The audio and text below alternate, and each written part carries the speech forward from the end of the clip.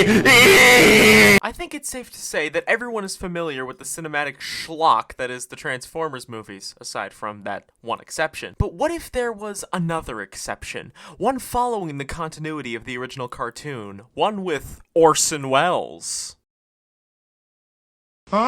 Transformers the movie! I think it's safe to say this movie is relatively liked by many Transformers fans, myself included. I kid you not, I had the dumbest grin on my face throughout the entire movie. But why is this movie so well liked by fans? Well, let's take a look into that, starting with... Our worlds are in danger! Our worlds are in danger! The characters in this movie are alright, to be honest.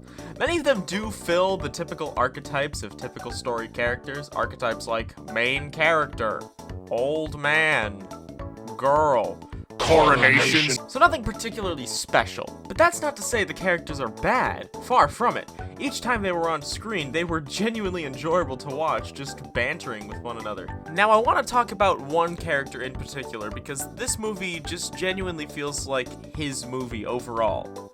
Hot Rod. No, not that, Hot Rod. Get that shit out of here! Hot Rod was a character created for this movie, and as I mentioned before, he is the main character, so he is a bit bland. But the reason people remember Hot Rod as a character is because he was directly responsible for the death of Optimus Prime. Here's some trivia about that. After the movie's release, many children going to see it in the theaters had to leave the film crying due to their emotional attachment with Optimus Prime. And it got to the point where in season 3 of the cartoon, they resurrected Optimus to take the mantle of leader again because of concerned letters from parents. Now, many of you may be wondering why I haven't mentioned Optimus's role in the movie yet. He does have a significant part in the box art, so why haven't I mentioned him yet? Well, it's very simple. Optimus Prime isn't a character. More on that later. Now let's go over some of the other side characters in a little bit of a lightning round. Cup is a cranky old man, RC is a woman, Springer is literally just Han Solo, do not fight me on this, Blur is just no, Grimlock is Grimlock, Slag is lovely, Wheelie can die, Galvatron is cool, and Starscream is dead. And Unicron is a fantastic villain.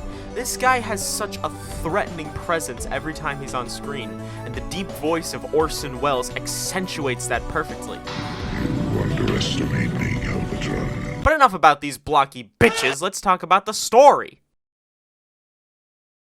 Boobies. The story, simply put, is nothing special. It's a simple little story for a simple little movie. There's a good guy, there's a bad guy, go. Oh, fuck, god damn, Jesus. Yeah, that's all I gotta say.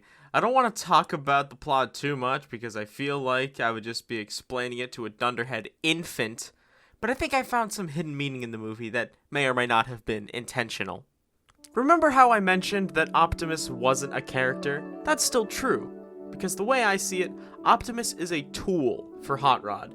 A tool for Hot Rod to grow as a character, to see their once heroic leader struck down in battle, and rise to the occasion to save the day. And that was Optimus's role in the movie, to die. But to also inspire a new legacy of heroes. A new generation of Autobots. Actually, that's not true. They only killed off all those characters so that they can make new toys for the characters. So that they can make more. Though I will be 100% transparent and say that the setting of this movie has aged like milk. This film takes place in 2005, but even then, none of this shit happened in 2005. From many scenes, you can tell that this is definitely an 80s movie. But much like another movie in this franchise, it doesn't bother me as much. Maybe it's because of the fact that it's an actually entertaining movie. And to me, the fact that it's an 80s movie doesn't hinder the movie at all, unlike some other movies in this franchise. Seriously, man has an iPod in the first 5 minutes, Jesus Christ. Now, despite my critiques of this movie, despite the bland characters and story, this is the most fun I've had with a movie in a while. Like I said, I sat through all 86 of this movie with the dumbest grin on my stupid little face. This movie is just so charming from beginning to end. And to add on top of it, this movie actually feels like a Transformers movie. Like, the Transformers are the actual main character. Who would have thought?